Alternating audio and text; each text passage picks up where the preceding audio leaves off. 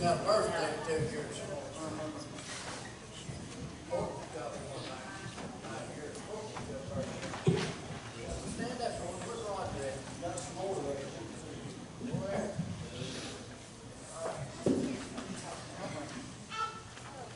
Amy Carlson, 13. I sung to Amy last week. Right, we started our last one about Kathy Thompson, Diana Gill,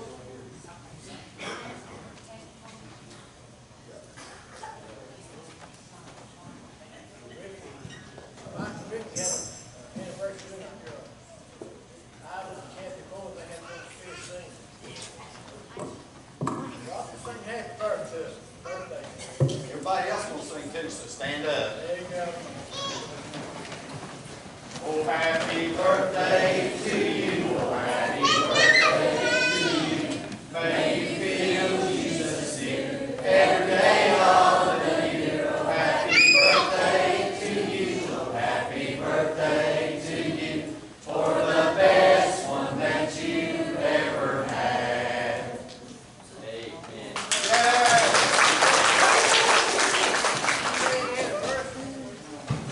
These two right here got one tomorrow.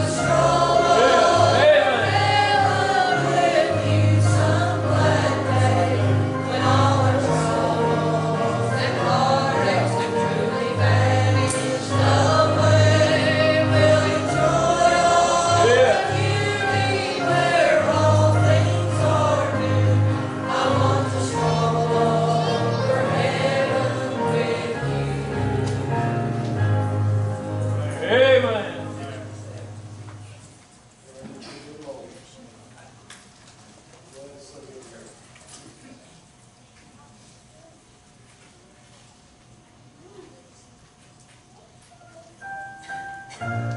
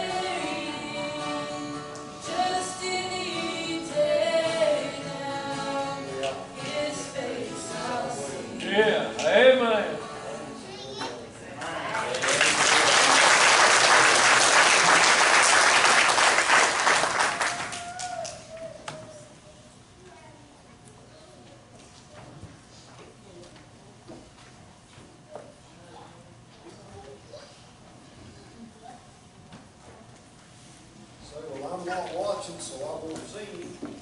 Hey, got news for you. You're gonna see him. The Lord gave me about one time, and there were several faults I had, and everything like three, so sooner or later he'll let me use that thought. Ready or not? Here I come. Yeah. Y'all remember when we used to play hoopy? Most of y'all too young for that. All right, ready or not? Here I come. Hey, he's coming. Whether we're ready or whether we're not, he's coming. I was going to have all the graduates come up this morning. We've got a couple that's not here. So now next Sunday, I want you all to try to be here. I want you to come up and recognize you, okay? Emily and Hunter's not here. Rochelle is. Jordan's here. Leah's here. We got 5 graduates this year. Isn't that wonderful?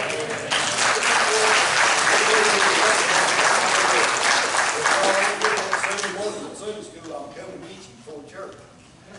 And I don't know, have you ever had a Sunday where you just couldn't wait to get to the house of the Lord? Anthony Carberry was telling me, he said, it feels like it's been a month since I've been in church. And I was saying, it feels like it's been a month since I've got to preach.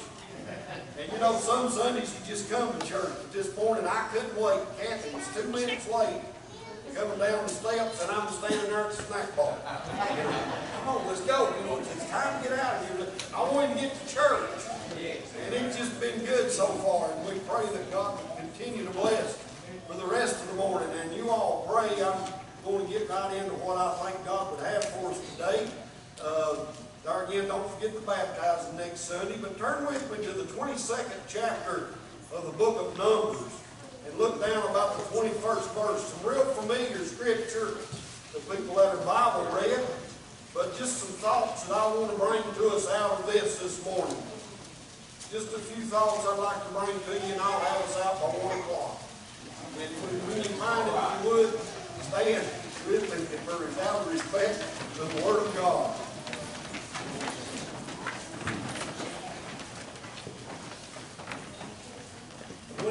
21, Numbers 22 and 21.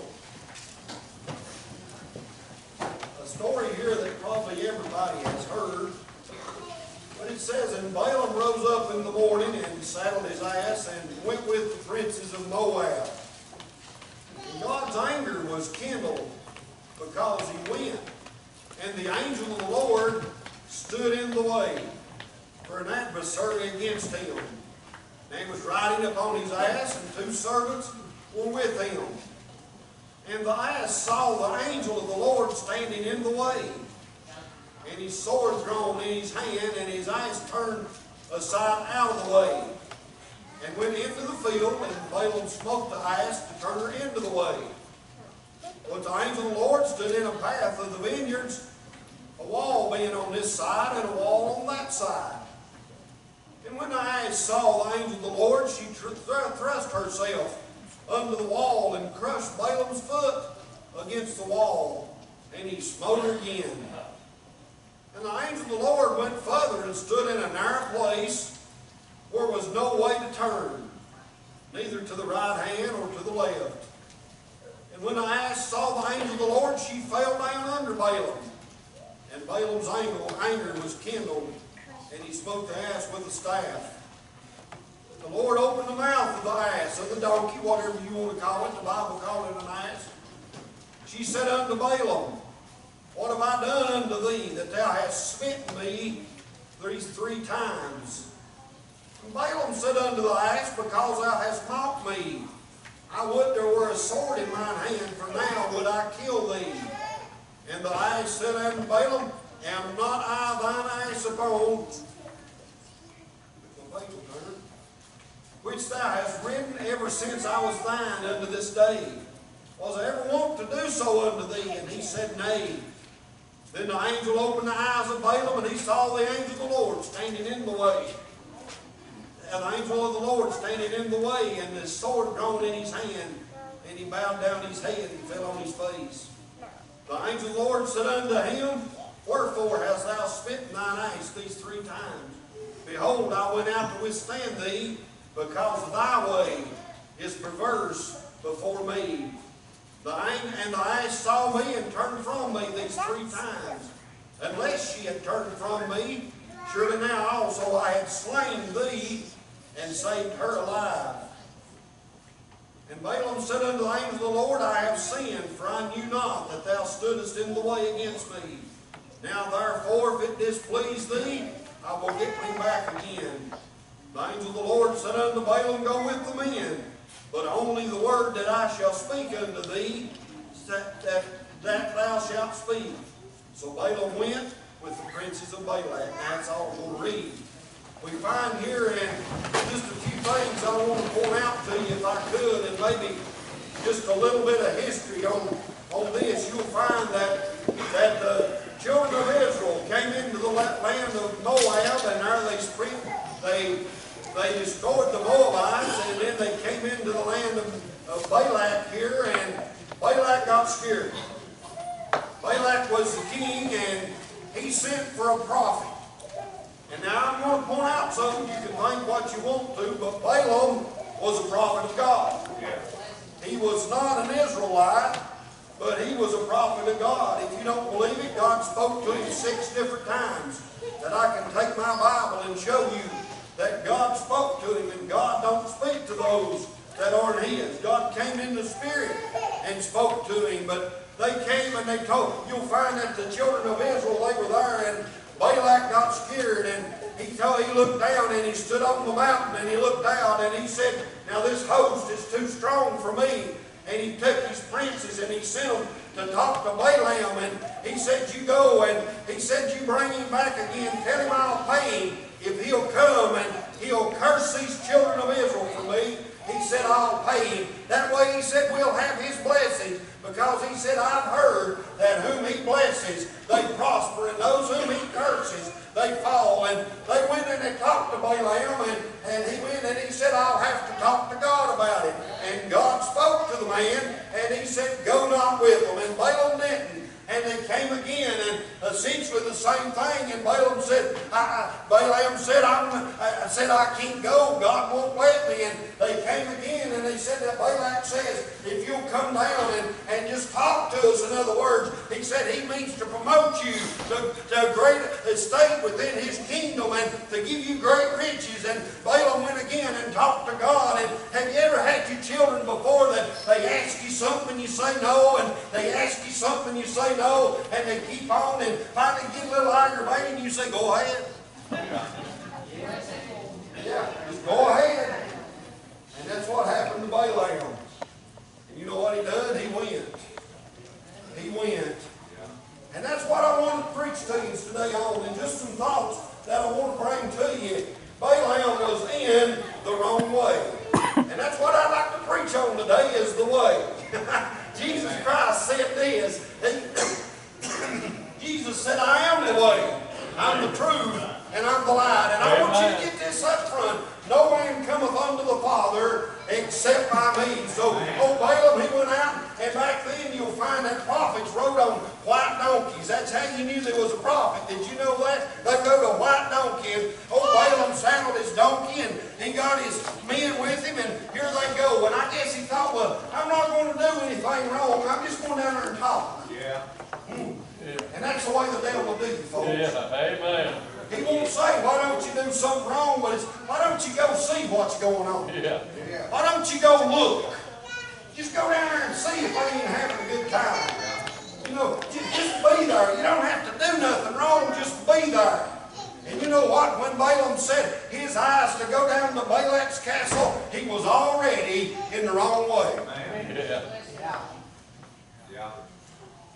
He starts down the road, and he's riding an old donkey. The Bible called it an ass, and there he was. He all of a sudden, the donkey saw something in front of him that Balaam didn't see. And I'm led to believe today, Becky, that if we could see what's around us in this church today, sometimes it'd scare us to death. And I believe that God's angels are around us yet, even in this building here, looking over us.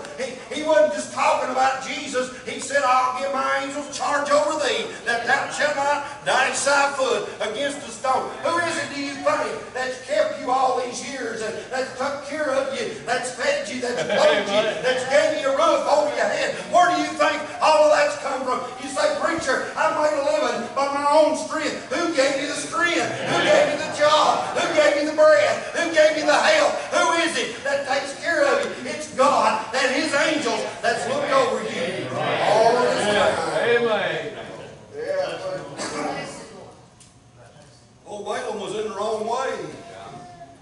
And the donkey could see more than he could. Yeah. Boy, when things go wrong, you got to be careful with this. You come in and you kick the dog and fuss at the wife. You don't fuss at the dog and kick the wife. Now, you got to know that. You got to be careful with it. You ever get in a bad way? And boy, everybody's wrong but you. Did you ever, I'm going to make a statement here. That's why the Bible says there's safety in a multitude of counselors. Everybody ain't going to be wrong and you right. I hate to tell you that, but that's the way it is. And boy, we get in them bad ways sometimes. We'll talk about that bunch of how low down they are and how wrong they are and how they ain't done nothing right. You know what we need to do? We need to get up and start shaving and pay attention to who it is staring back at us. And that mirror sometimes. Old Balaam, he said, I'm just going down there. And all of a sudden that donkey jumped sideways and run sideways. Did you ever ride a horse in it and have to jump sideways at you? We always said they're skittish, didn't we? You take one, you let him get away with it. Everything he can see a can laying in the ditch and he'll jump sideways. And you know how I always talk, take care of that, you beat it out of him. Now I'm telling the truth. Did you ever ride any horses, guys? You let that horse get away with it, he'll do it again. Yeah. That old donkey was smart though. He jumped sideways there that angel was, and he jumped sideways with Balaam and run around. And Balaam said, I'll just beat it out of him. Yeah. He beat him back over. The donkey wanted to turn around and go the other way. Yeah. But no, you're going this way. Roger taught on love this morning. There wasn't much love there that day, Roger, in old Balaam's heart.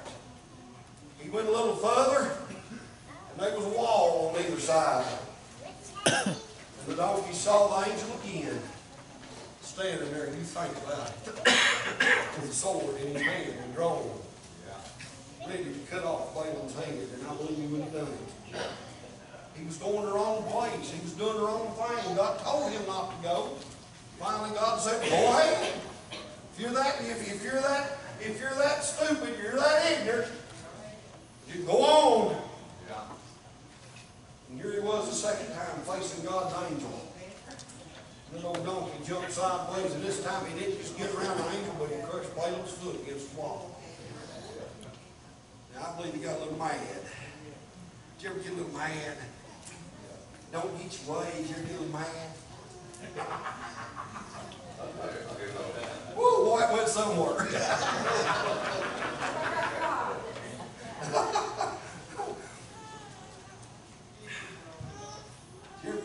Well, get your little feelings hurt. I've done that before. Boy, if you ever get this physically hurt. Old Roger, he was down there working on the church. He held two pieces of wood together. He took that nail gun and he went pow, and there went a 3.5-inch nail right up in his hand. He turned around and he said, "Look at there." If it'd been me, I probably got mad, Roger. You know what I'm going to do? I'm going to throw that nail gun off that roof. I'm going to bust it. If I'd have had a hammer, it'd been mine. I'd have thrown it out and busted it into these pieces. All Roger done, he said, "Look at that." That's all he said. I don't know what I would have done there, Roger. Old Balaam got hurt. He got mad. He started beating up the donkey again. All the donkey was doing was trying to protect him. Sometimes the preacher takes a beating, don't he? All he's trying to do is take care of you. Sometimes the teacher takes a beating. All he's doing is trying to take care of you. I ain't going to get into that. Here he goes on down the road. Folks, let me tell you something. You just run from God for so long. Came to a narrow place where you couldn't turn left, you couldn't turn right. You had to face what was ahead. I don't know why God bring it out this way this morning, but He is.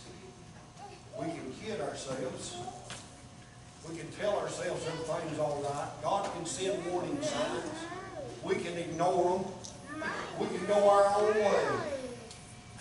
But sooner or later, you're going to come to a place. There's nowhere to turn. There's nowhere to hide. You're going to have to face God. Amen. You're going to have to face God.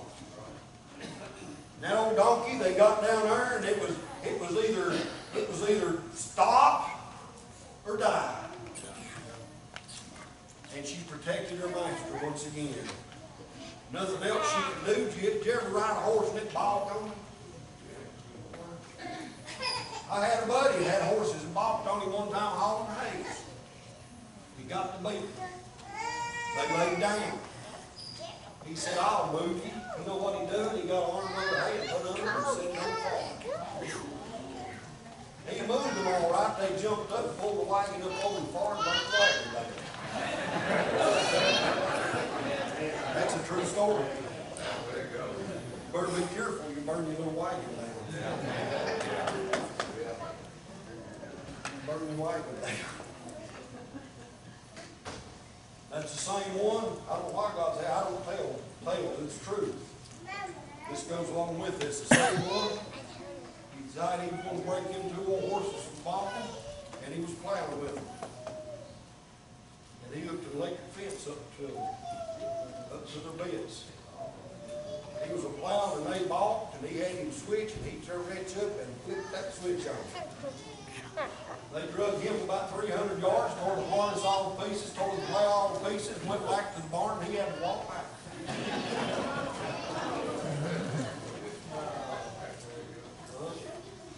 God can get your attention. Amen. Maybe you're better off just be kind to the horse. That's right. Same person. Loved him to death. You're this old donkey. All she does, she just fell down.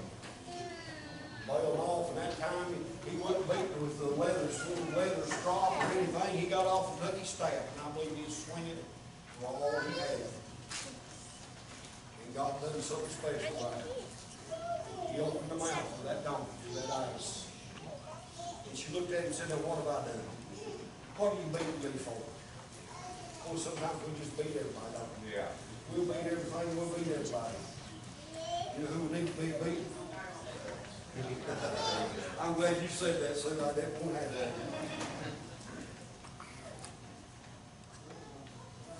And he said, if I had a sword, he said, I'd go ahead and kill you right now. He's mad. And she said, turn around. Just open your eyes. Yeah.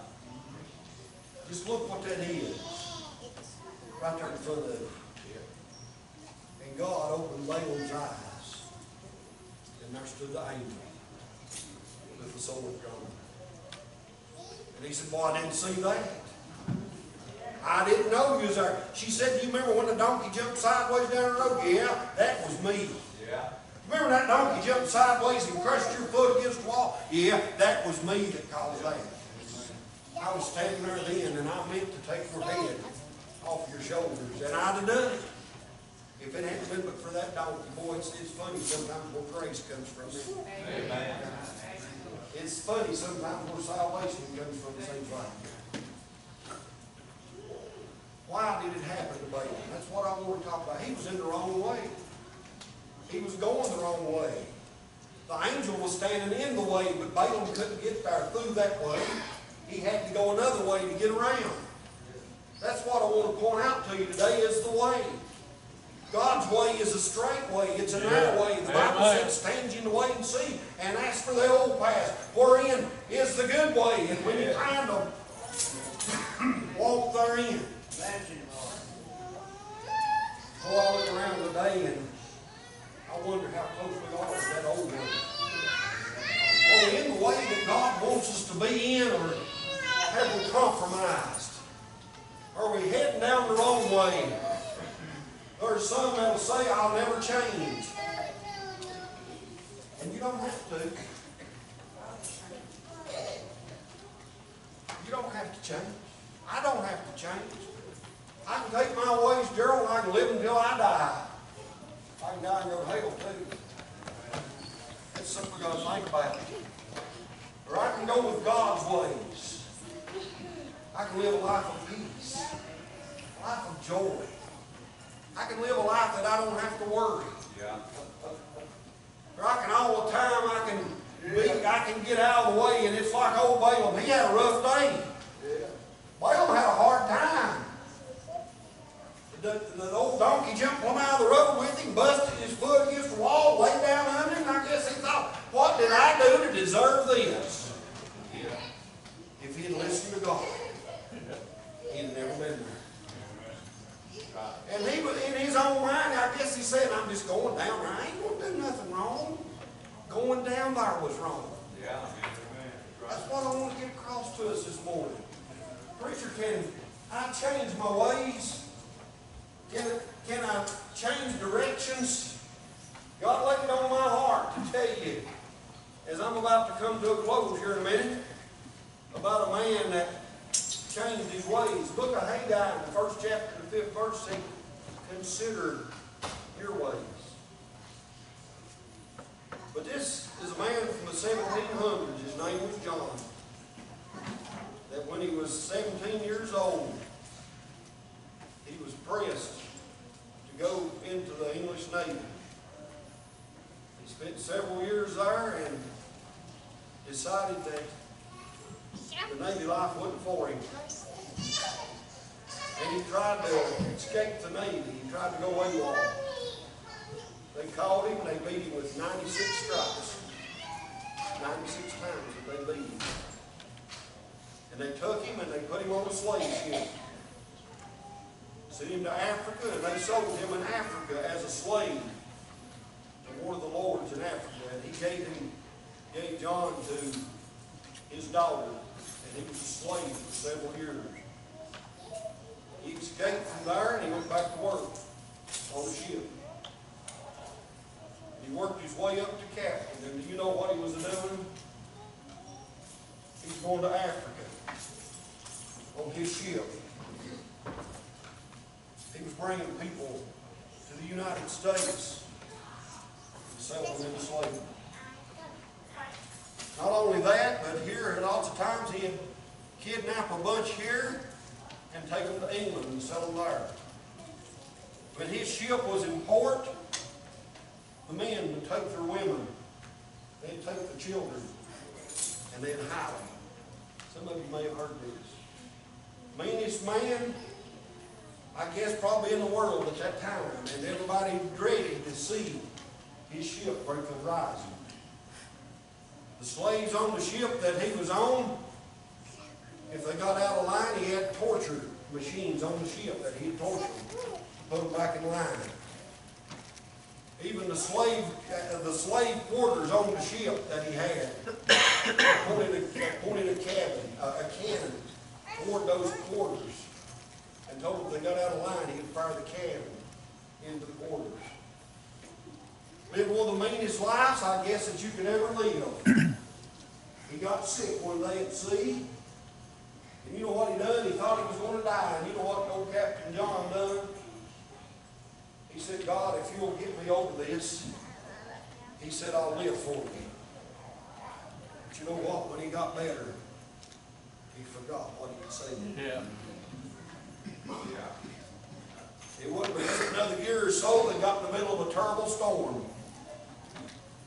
John prayed again. He said, Lord, if you get me through this storm, I'll change my ways. But the water calmed out. You know what he done? Yeah. He forgot it.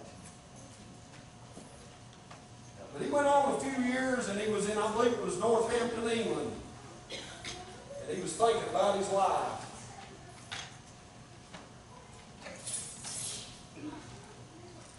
And he passed an old country church. Yeah. He heard a man preaching the gospel of God.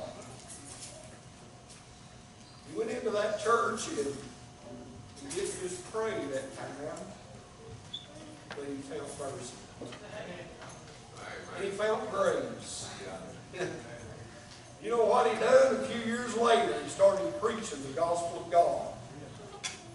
When he started preaching, they said that the churches would be so full in England that they couldn't find a church big enough for him. That he'd go around traveling preaching, and when he did, the churches would be full, coming, listening the gospel of God. That man changed his ways. Amen. Several years down the road, this is going to be our altar call song this morning. John Newton sat down and he penned a song about his life. Miss Becky's going to sing that song this morning. And I want you to think about that. Can you change your ways? Consider your ways. Are you heading down the path that God wants you to go? Becky's going to sing the song that this man wrote, and I think we'll all recognize it. There's his thoughts. Amazing grace, how sweet the sound that saved a wretch like me. I once was Somebody need to pray. Or if you need to come, right here's a place to change the way that you're in. Somebody needs to come. Somebody wants to change. Grace that The taught same old way, the same old results, heart to and the same old fear. and You can change this morning. my fear. John Newton can go from being a slave trader to being one of the greatest preachers, writing the greatest sermons ever written. God can get a hold of you. Boy, I'm glad it appeared to me. Somebody needs to pray this morning. You're going to just stand there and you're going to come with your